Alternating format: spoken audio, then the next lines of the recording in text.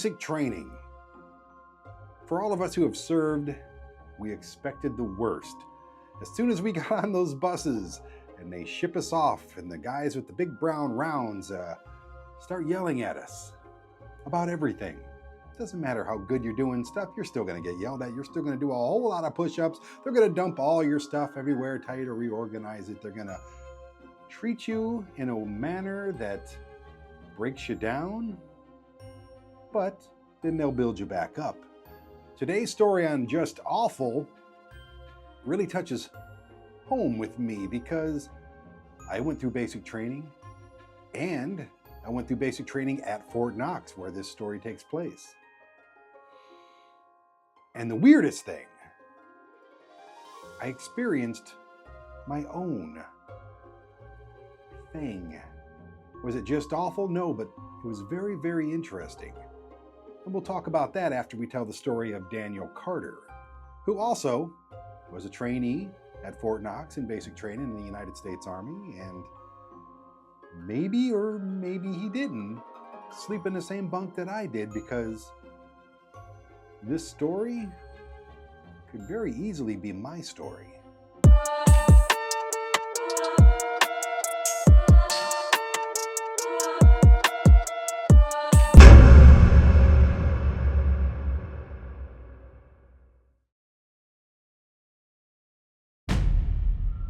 Basic training at Fort Knox is designed to break you down and rebuild you, mentally, physically, and emotionally. For many recruits, those grueling 10 weeks pushed them beyond their limits. But for Private Daniel Carter, Fort Knox pushed him somewhere else, somewhere he was never meant to go. To this day, his story remains a whispered legend among drill sergeants and trainees alike. They say his bunk is still there, in a barracks long since abandoned, where recruits claim they hear footsteps pacing at night. But the military never gave an official explanation for what happened to Carter, because there wasn't one. Private Carter arrived at Fort Knox in October of 2013, stepping off the transport bus with his heart pounding. He had dreamed of being a soldier his whole life, but nothing could prepare him for the intensity of basic training. Drill sergeants were already screaming at them before they even hit the pavement. After being issued uniforms and boots, Carter and his fellow recruits were herded into a stark barracks, a long, dimly lit room lined with steel bunks. The scent of sweat, dust, and something else, something older, hung in the air. Carter's assigned bunk was at the back, against a cold, concrete wall. As soon as he sat down, he felt off, a strange pressure in his chest, like the air itself was pressing down on him. Exhaustion won. Within minutes, he was asleep. Then he had the dream. At least, he thought it was a dream. Carter felt like he was floating above his bunk, looking down at himself. He could see the other recruits, all sleeping soundly, except for one. A shadowy figure stood in the far corner of the barracks, watching him. It wasn't a drill sergeant. It wasn't another recruit. It was someone else. The figure's head tilted slightly, as if studying him. Then it took a slow step forward, and another. Carter wanted to move. He wanted to scream, but he couldn't. The figure stopped at the edge of his bed. Its breath was ragged, wheezing like it had been running for miles, and then it leaned down, so close Carter could feel its presence pressing against his chest. "You shouldn't be here." The whisper was low, guttural, almost inhuman. Then, just as suddenly as it appeared, it was gone. Carter jolted awake, gasping for air. His heart pounded as he scanned the dark barracks. Everything was normal. No one else had seen or heard anything. Had it just been a dream? Or was something else lurking in those barracks? The next few days were brutal. Training intensified. Long runs, obstacle courses, gas chamber drills. But Carter couldn't shake the uneasy feeling that had followed him since that first night. It wasn't just paranoia. He started noticing things that didn't make sense. At night, he'd hear footsteps pacing near his bunk, but when he'd look, nothing. He woke up one morning to find muddy footprints leading from the barracks door to the foot of his bed, but none of the recruits had left their bunks. Then came the night when one of them disappeared. Private Jameson, a quiet guy from Ohio, was nowhere to be found during morning roll call. His bed was still made, his boots neatly placed at the foot of it, but he was gone.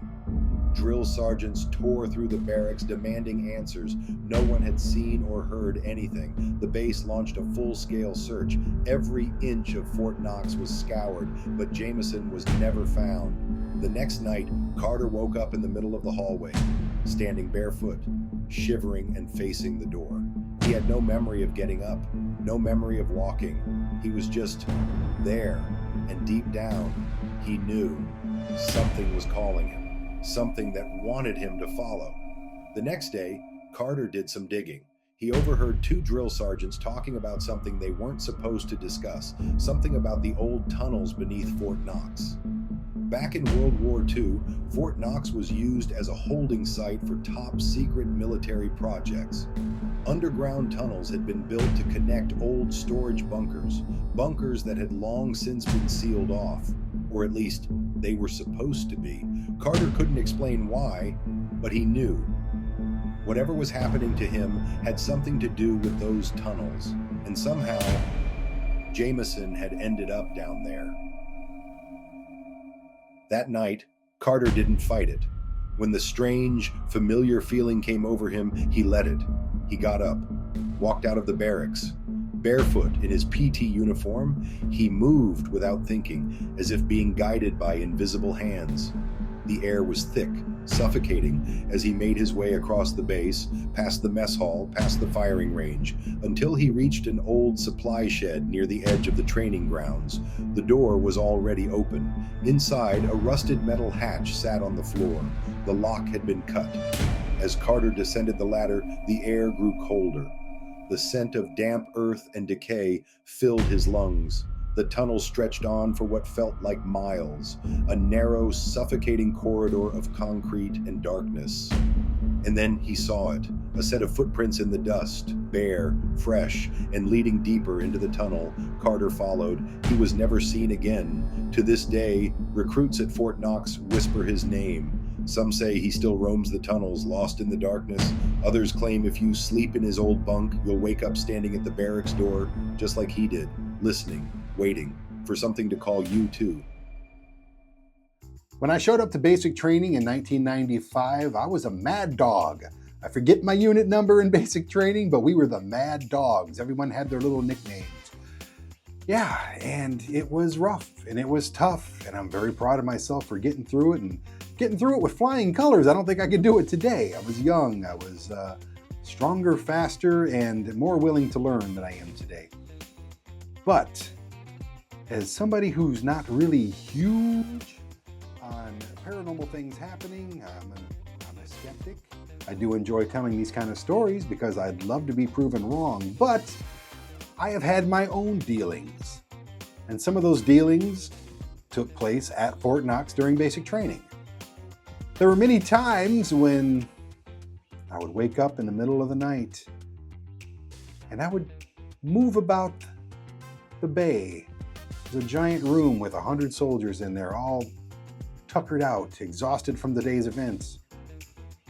And I would see them all, just as they lay in their bunks in their green wool blankets and uncomfortable pillows, snoring. Everybody snored in unison, it seemed. I remember going down the hall. I'd passed the restrooms on the left. I'd passed the drill sergeant's office on the right, saw his hat on the desk.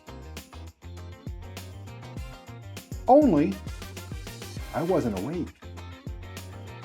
Some people call these out-of-body experiences. Again, my skeptical nature goes, yeah, it was a dream. It could have been either one. I have no proof for either one of them to be true. But I know what I saw. I've had out-of-body experiences for years.